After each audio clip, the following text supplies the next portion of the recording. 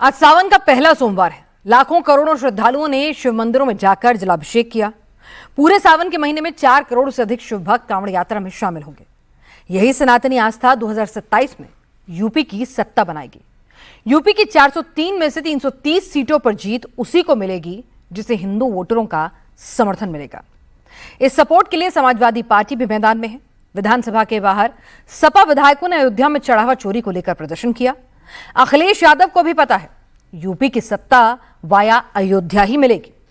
सपा विधायकों ने चंदा चोरी का आरोप लगाया तो जवाब देने सीधे योगी आदित्यनाथ मैदान में उतर आए।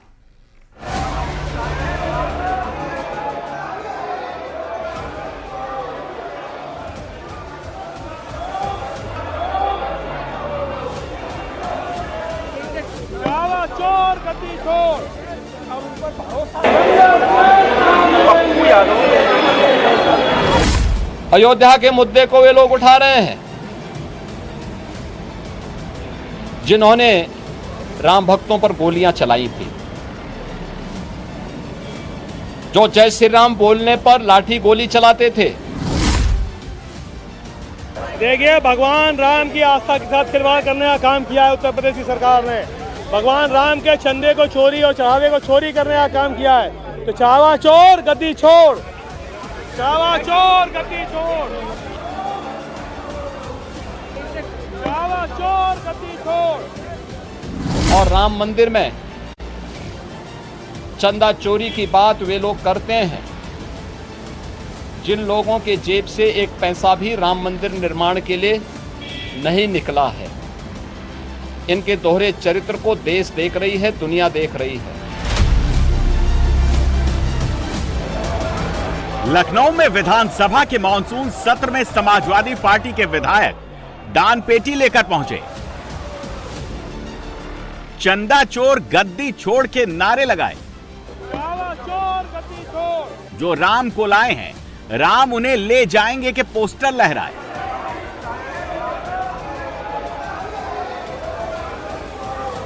जिस समाजवादी पार्टी पर राम भक्तों के ऊपर गोली चलवाने के आरोप लगते रहे हैं, उसे अब 2027 का रास्ता वाया अयोध्या नजर आ रहा है। नहीं भाई, इतना बड़ा मुद्दा जो अंतर्राष्ट्रीय मुद्दा है, राम मंदिर में भगवान राम के चढ़ावा की चोरी हो गई है, चाहे जो ऐसा, ये बहुत बड़ा मुद्दा है। इससे पूरे उत्तर प्रदेश की जनता बहुत नाराज है और 2027 के चुनाव में चढ़ावा चोरों को जो है उत्तर प्रदेश की जनता छोड़ेगी नहीं और 2027 में राष्ट्रीय अध्यक्ष अखिलेश यादव जी की सरकार को बनाएगी। ये चढ़ावा चोरी सब भारतीय जनता पार्टी खाते में जा रहा है, उनके बड़े नेताओं के बीच में जा रहा है, जिससे भारतीय जनता पार्टी ना बच पाई है ना बच पाएगी। हर जनता अयोध्या की हो चाहे पूरे प्रदेश, पूरे भारत की जनता जान चुकी राम मंदिर के नाम पे इन्होंने जिस तरह झूठ फैलाया और जिस तरह लोगों के साथ धोखा किया है, ये भगवान राम इन्हें जल्द ही धोखा सबक सिखाने का काम करेंगे। राम मंदिर चढ़ावा चोरी केस में 8 आरोपी गिरफ्तार हो चुके हैं। एसआईटी की टीम तेजी से एक्शन ले रही है। 8 आरोपियों समेत करीब 200 लोगों को नोटिस भेजा जा चुका है। सभी की प्रॉपर्टी और बैंक खातों की पड़ताल हो रही है, लेकिन समाजवादी पार्टी इसे ऐसे छोड़ने को तैयार नहीं है। समाजवादी पार्टी के ट्विटर अकाउंट पर प्रभु राम का धन बीजेपी ने किया गबन के पोस्टर रिलीज किए जा रहे हैं। राम मंदिर में चंदा चोरी के साथ नीट, किसान और 26,000 स्कूलों के बंद होने का मुद्दा उठाया जा रहा है। उत्तर प्रदेश विधानसभा के बाहर समाजवादी पार्टी के विधायक धरने पे बैठे हैं और हाथों में दान पात्र है, प्लेकार्ड्स हैं, जिसमें छात्रों का मुद्दा उठाया गया है, राम के नाम पर लूट का मुद्दा उठाया गया है। इसके अलावा बेरोजगारी और महंगाई का भी मुद्दा उठा है। तो आज ये जो विधानसभा का सत्र है, मुख्य मुद्दे देखिए, विधानसभा का सत्र है। इस सत्र के पहले जो इस पूरे देश की आस्था का केंद्र बिंदु प्रभु भगवान राम का मंदिर अयोध्या में जो स्थित था, उसमें जुड़े पूरे प्रदेश के, देश के लोगों ने जो आस्था के नाम पर जो चढ़ावा चढ़ाया था, उसको बीजेपी ने जो है चुरा लिया, उसको गायब कर दिया जो है। इसलिए पूरे देश की आस्था के साथ खिलवाड़ होने को समाजवादी पार्टी बर्दाश्त नहीं कर पा रही है और समाजवादी पार्टी के राष्ट्रीय अध्यक्ष माननीय अखिलेश यादव के नेतृत्व में हम लोग जो है इन चंदा चोरों का पर्दाफाश करना चाहते हैं, इनको बेनकाब करना चाहते हैं। ये सनातन के नाम पर ढोंग जो है फैलाए हुए हैं, ये सनातनी है ही नहीं है। राम मंदिर निर्माण के बाद से अखिलेश यादव एक बार फिर अयोध्या नहीं गए, लेकिन चंदा चोरी में उन्हें 2027 की गद्दी दिख रही है। अखिलेश यादव को पता है कि यूपी की हिंदू आबादी राम मंदिर से डायरेक्ट कनेक्ट करती है। अभी तक यूपी के हिंदुओं का सपोर्ट बीजेपी को मिलता रहा है। 2022 के यूपी विधानसभा चुनाव में बीजेपी को 54% हिंदुओं के वोट मिले, तो 2017 की तुलना में 7% अधिक था। वहीं अखिलेश यादव की पार्टी सिर्फ 26% हिंदुओं के वोट ही हासिल कर पाई है। इसमें भी समाजवादी पार्टी को 83% यादवों के वोट मिले थे। अगर यादव वोट हटा दे तो सपा को गैर यादव हिंदू वोट 17 से 18% ही मिले। समाजवादी पार्टी और अखिलेश यादव राम मंदिर में चंदा चोरी का मुद्दा उठाकर बीजेपी के इसी वोट बैंक में सेंध लगाना चाहते हैं। भारतीय जनता पार्टी ने प्रभु श्री राम जी का जो ऊपर चढ़ावा हुआ था उसको चोरी कर लिया, और उसके बाद देख रहे हैं पूरे देश और प्रदेश में भारतीय जनता पार्टी भगवान श्री राम के नाम पर सत्ता में आई थी, उनको भी नहीं छोड़ा इन्होंने। तो ये किसके हैं? ये किसी के सगे नहीं है। जो भगवान श्री राम के सगे नहीं है वो किसी के सगे नहीं है। 2024 लोकसभा चुनाव के बाद से अखिलेश यादव सॉफ्ट हिंदुत्व के रास्ते पर आगे बढ़ रहे हैं। अखिलेश यादव की पार्टी लगातार राम मंदिर में चंदा चोरी के मुद्दे को उठा रही है। शंकराचार्य अविमुक्तेश्वरानंद विवाद में भी सपा उनके सपोर्ट में दिख रही है। अखिलेश गाय को राष्ट्रमाता घोषित किए जाने की मांग का समर्थन कर चुके हैं। 2024 में पार्टी को भले ही 37 सीटों पर जीत मिली हो, लेकिन अखिलेश को समझ में आ गया है कि यूपी में सरकार सिर्फ मुस्लिम यादव कॉम्बिनेशन या पीडीए के सहारे नहीं बन सकती। सभी हिंदुओं को साथ में जोड़ना जरूरी है। 2027 विधानसभा चुनाव का एक रूट कांवड़ एक्सप्रेसवे से होकर भी गुजरता है, क्योंकि कांवड़ यात्रा में यूपी के 4 करोड़ से अधिक हिंदू निकलते हैं। यानी यूपी का हर छठा शख्स कांवड़ उठाता है, सड़कों पर उतरता है।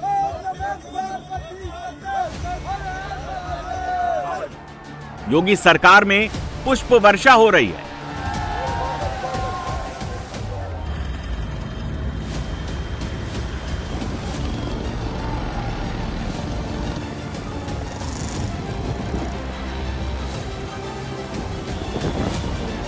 कांवड़ियों के लिए स्पेशल वैन चलाई जा रही है। अधिकारी जगह जगह कांवड़ियों की सेवा करते दिख रहे हैं। पूरे कांवड़ यात्रा की मॉनिटरिंग खुद योगी आदित्यनाथ कर रहे हैं। स्वाभाविक रूप से शिव भक्त पूरे प्रदेश के अंदर, पूरे देश के अंदर हर हर बम बम के उत्साहपूर्ण माहौल में अपनी शिव भक्ति को इस माह में निवेदित कर रहे हैं। आज सोमवार का दिन भी है। अभी से करोड़ों की संख्या में शिव भक्त कांवड़ यात्री के रूप में पश्चिमी उत्तर प्रदेश में हरिद्वार के पावन धाम में हर जी की पेड़ी में गंगा जल लेने के लिए प्रस्थान कर चुके हैं।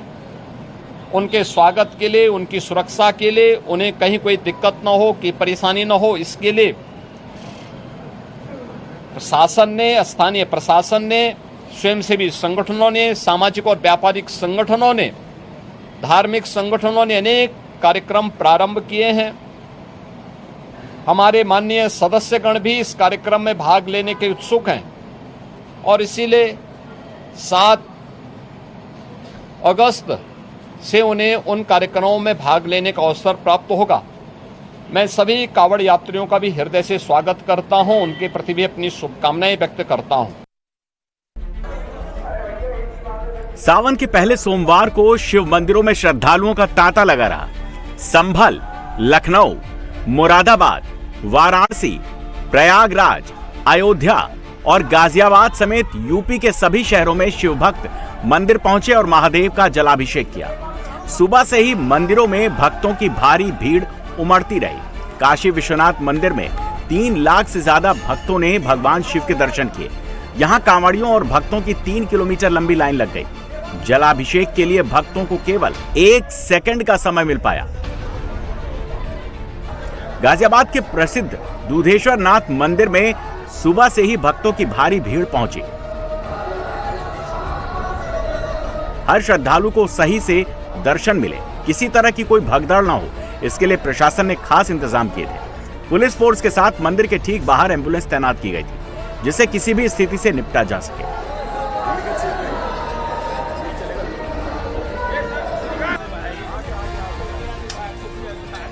सावन की शुरुआत हो गई है और कांवड़िए भी जो है वो अब अपने अपने रूट पर हैं गंगा जल को लेकर। और इस वक्त हम गाजियाबाद के दुधेश्वर नाथ मंदिर में मौजूद हैं। तस्वीरें आपको दिखा दें, सावन का पहला सोमवार और भक्तों की जो है भीड़ वो लगी हुई है। यहाँ पर तस्वीरें आप देख सकते हैं कि भारी भीड़ है। दरअसल ये गाजियाबाद के दुधेश्वर नाथ मंदिर की तस्वीरें हैं, जहाँ पर सुरक्षा के भी पुख्ता इंतजाम किए गए हैं प्रशासन की तरफ से। वहीं प्रशासन की तरफ से ये भी साफ कर दिया गया है कि किसी भी तरह के मांस की दुकानें जो हैं वो कांवड़ियों के रूट पर नहीं होंगी। तस्वीरें आप देख रहे हैं गाजियाबाद के दुधेश्वर नाथ मंदिर की, सावन का पहला सोमवार और भक्तों की भारी भीड़। बहुत अच्छा लग रहा है यहाँ की बहुत अलग चीज़, बहुत सारे लोग यहाँ आते हैं, यहाँ की मान्यता बहुत अलग है और बहुत सारी चीज़ें यहाँ पे।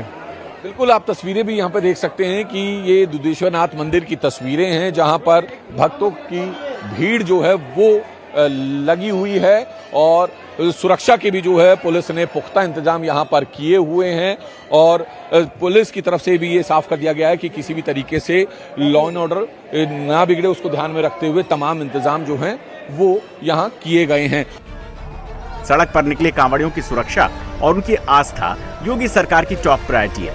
लखनऊ से जल लेकर कांवड़िए मुजफ्फरनगर पहुंचते हैं। मुजफ्फरनगर में कांवड़ यात्रा रूट पर 1200 से ज्यादा सीसीटीवी कैमरे लगाए गए और इन कैमरों के जरिए कांवड़ यात्रा को मॉनिटर करने के लिए बाकायदा मुजफ्फरनगर पुलिस की तरफ से एक कंट्रोल रूम बनाया गया है।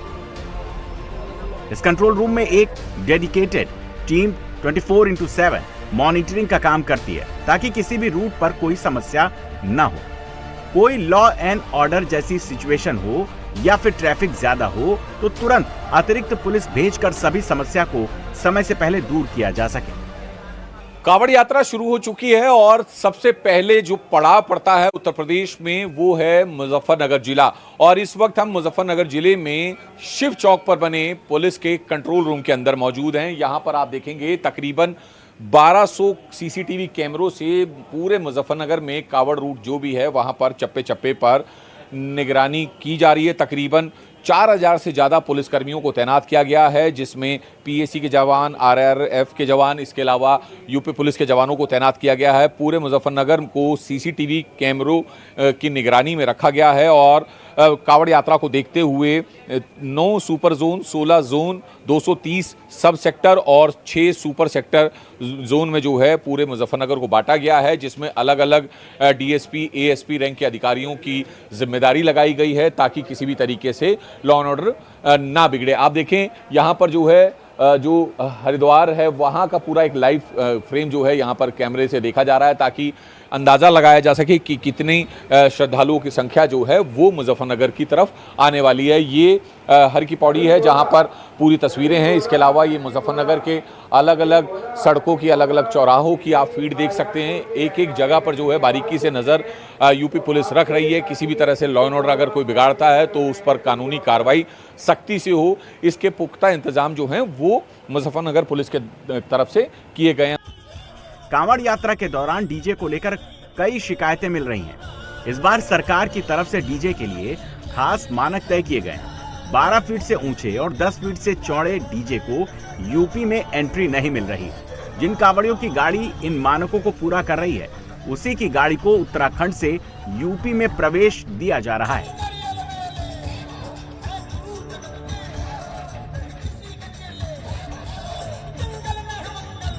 इस वक्त हम मुजफ्फरनगर बॉर्डर पर मौजूद हैं और कांवड़ियों की यात्रा जो है यहाँ से मुजफ्फरनगर में एंटर होती है। आप तस्वीरें देख रहे हैं कि पहले ट्रैफिक को रोका जाता है, उसके बाद कांवड़ियों को आगे जाने दिया जाता है ताकि किसी भी तरीके से कोई भी कांवड़िया दुर्घटना का शिकार ना हो।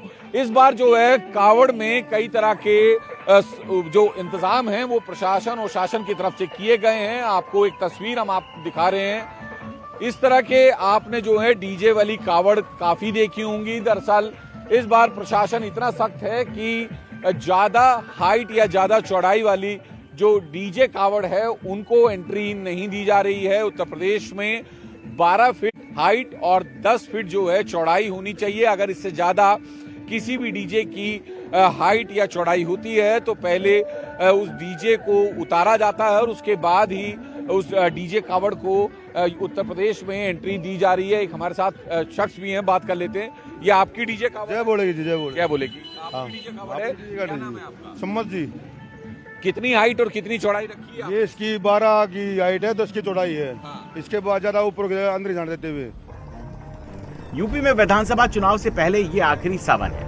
2027 में वोट डालने से पहले शिवभक्त आखिरी बार कांवड़ लेकर निकले हैं। कांवड़ रूट पर उन्हें जो सुविधा मिल रही है उससे उनका वोट भी तय हो सकता है। अखिलेश यादव की पूरी नजर इन्हीं सनातनियों पर है, क्योंकि उन्हें पता है कि यूपी की लड़ाई फिर 80-20 पर हुई तो लगातार तीसरी बार यूपी की सत्ता हाथ से फिसल सकती है। मीडिया विरोधी ये सरकार